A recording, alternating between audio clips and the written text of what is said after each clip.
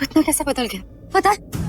गुंडों ने यहाँ मेरी गर्दन पर चाकू रखा हुआ था और परी को गन पॉइंट पर रखा था। 1 सेकंड नहीं लगता उन्हें मेरा गला काटने में, लेकिन फिर भी संजू ने पहले परी को बचाया। मुझे आपको याद है ना, एक टाइम था जब मैं संजू की जान थी, और आज जब मेरी जान खतरे में थी उसने परी को इम्पोर्टेंट समझा।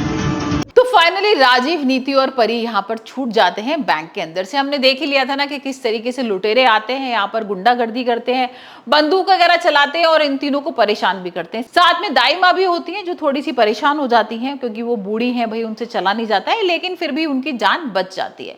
अब यहाँ पर भाई जो ट्विस्ट आता है वो कुछ अलग ही देखने लायक होता है। मतलब यहाँ पर गुंडों को ये पता लग गया है कि जो परी है वो राजीव की वाइफ है और यहाँ पर जो नीति है वो राजीव को प्यार करती है। अब ये इंसल्ट करता रहता है जब देखो। तो शांत हो जा, देखना सब ठीक हो जाएगा। तो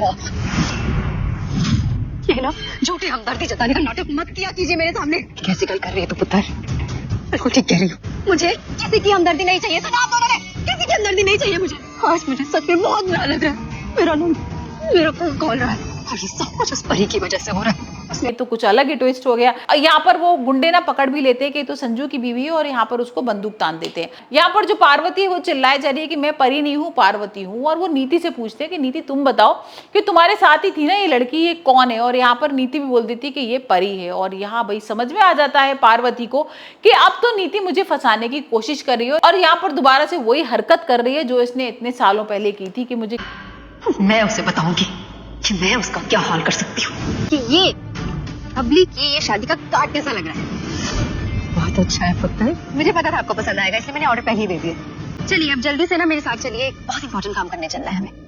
किस तरीके से पहाड़ों के ऊपर से गिरा दिया था। अब यहाँ पर दोबारा से वो मरवाना चाहती है मुझे, लेकिन यहाँ भाई राजीव आ जाता है लास्ट मोमेंट पर। और क्योंकि यहाँ जो परी होती है ना वो जोर जोर से चिल्लाने लगती है कि प्लीज हेल्प, बचाओ बचाओ मुझे, और राजीव आके भाई बचा लेगा उसको। अब यहाँ पर एक और ट्विस्ट आ जाता है कि जो गुंडे होते हैं वो दोनों लोगों को पकड़ के खड़ा कर देते हैं और यहाँ बोलते हैं कि भाई नीति और परी इन दोनों में से तुम राजीव किसको बचाओगे। अब ये राजीव को समझ में नहीं आ रहा कि क्या करे। यहाँ पर भाई राजीव के सामने ये चैलेंज है क्योंकि यहाँ अब उसको परी को बचाए तो उसको प्रॉब्लम है, नीति रह जाएगी। अब नीति को अगर बचाएगा तो भाई पार्वती को कौन बचाएगा? तो यहाँ वो इस तरीके से फंस जाता है कि उसको कुछ समझ में नहीं आता है। थोड़ी देर के लिए तो वो शांत हो जाता है और अचानक से वो गुंडों के ऊपर हमला कर देता है। और यहाँ हम देख रहे हैं कि पुलिस वगैरह आ गई है, सारे लोग आ गए हैं, पकड़ लिया है गुंडों को।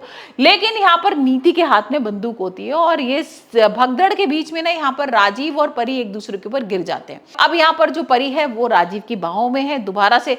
मतलब कितनी बार बैंक में भाई वो उसकी बाहों में आ चुकी है और नीति कितनी बार उसे देख देख के जल चुकी है। और दोबारा से फिर हम वही सीन देख रहे हैं कि यहाँ पर जो परी है वो राजीव की बाहों में है। अब नीति के हाथ में गन होती है और नीति यहाँ पर चलाने की कोशिश भी करती है और नीति को लगता है कि अगर मैं यहाँ पर बंदूक चला दूंगी तो किसी को शक भी नहीं होगा क्योंकि यहाँ पर इतनी भगदड़ मच रही है, पुलिस है, धुआं हो रहा है सारी जगह और यहाँ पर ये भी नहीं समझ में आएगा कि गुंडों ने मारा था या नीति ने। तो भाई देखते हैं क्या नीति वाकई में यहाँ पर गोली चला देगी राजीव और परी के ऊपर।